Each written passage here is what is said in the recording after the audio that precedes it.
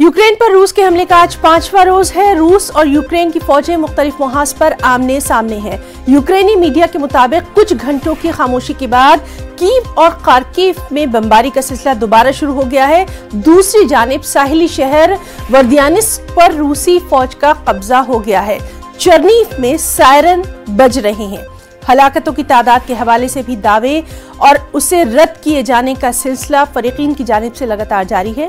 इस बीच आज बेलारूस में रूस और यूक्रेन के बीच होने वाले मुज़ाकरे पर दुनिया भर की नजर टिक गई है।